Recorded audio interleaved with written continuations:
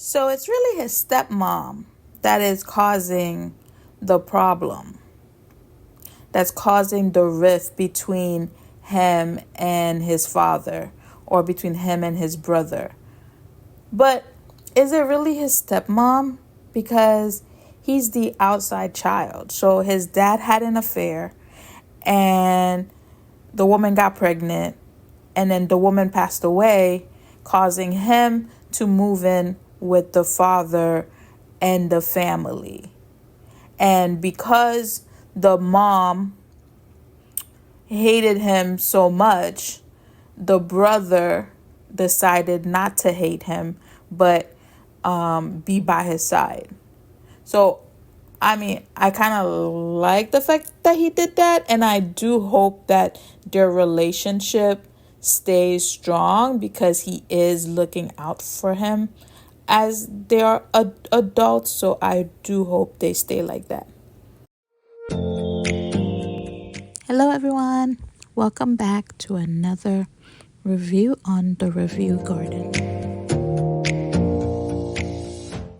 Episode 3 started with trying to figure out who murdered that model.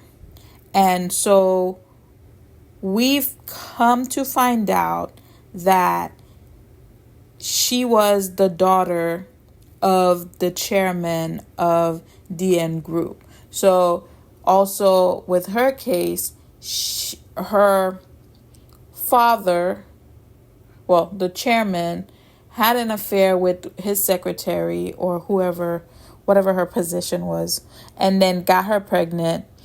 And then I think it was his first wife who was paying the mother off. And then while the mother was on her deathbed, she told the girl who her father really was. So the girl was trying to go see the chairman, and then all of these people conspired to get her out of the way because there was this debate. As always, the debate over money and who should be getting the inheritance, and they didn't want her to be a part of it. So towards the end of the episode, we kind of find out who was actually responsible for murdering her. I like his style of solving crime because, he's able to use his money, he's able to use his connection. And I do also like the fact that he was able to arrange a funeral for the model because he kind of relates to her. Both of them are the product of, I guess you would say, the product of a cheating chairman. Because his father did the same thing and her father did the same thing, and they both ended up being outside children who the main wife, the main woman, did not want them to be a part of the family. But the way he crashed that helicopter into the car, I was like, what the hell? Like that scared me. I was like, whoa, unexpected. But I also do like that each episode is a different case that he is helping them solve, instead of one giant case. So it's going to be interesting to see the different ways that he solves the cases. So in episode 4, we see that Jeannie Sue is moving out of the house he was living in, which I'm assuming he got because of his father. He's moving out of it because of that whole scene that the stepmom did, breaking all his glasses, coming in the house all willy-nilly. So he's moving out. And guess where he's moving to? He's moving into the same neighborhood as the as his boss, as the woman. This is going to be so funny when she finds out. I was gonna say something looks ominous about the house, especially when he was looking at that door, and then come to find out it's actually where his where he used to live before he went to go live with that evil stepmom and the dad.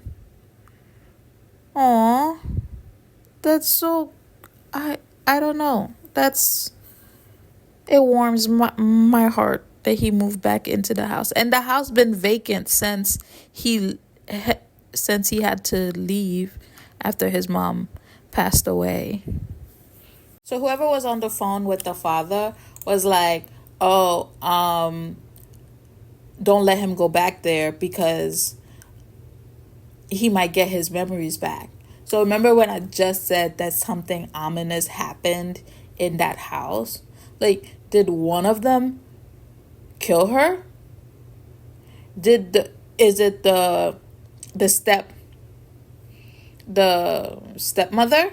Like, what happened? So, and the father who's like, "Oh, he went back to the house."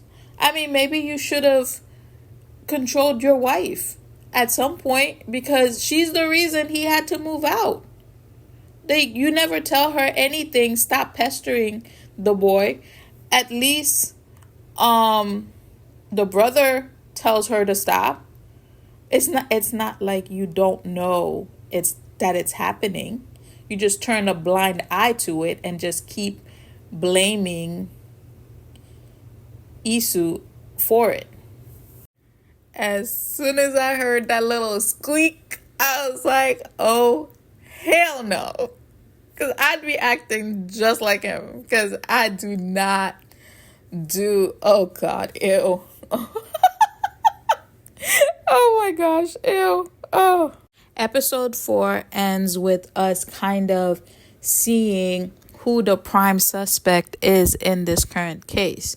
So this current case is about an artist who was murdered, and who could have done it? His assistant, the art director, or his wife, or his old student, her mom. So even from previous earlier in his career, he was stealing other people's work.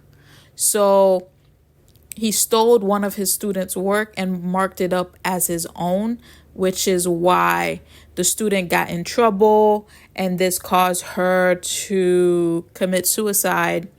And the mom was angry. The mom came and threw red paint all over it, all over the painting. And when the artist passed away or was murdered, there was red paint all over him, kind of signifying that it was probably the woman who did it. So after episode 4, we're kind of asking ourselves, okay, well, what's going to happen? We kind of find out also that the reason the secretary why he has a motive is because the artist was also stealing his work and then telling people that he was incompetent and he was not smart enough to do these types of art. And he also blocked his scholarship, I think, that the secretary wanted. I do like this show, and it keeps you eagerly waiting for the next episode. So that's it for the reaction and review for this week for episodes 3 and 4. We got to learn a little bit more about Jinisu and his whole family. So we're about to uncover more about what happened to his mom.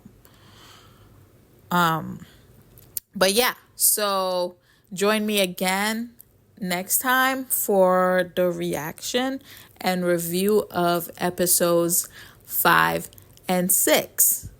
So until next time, bye.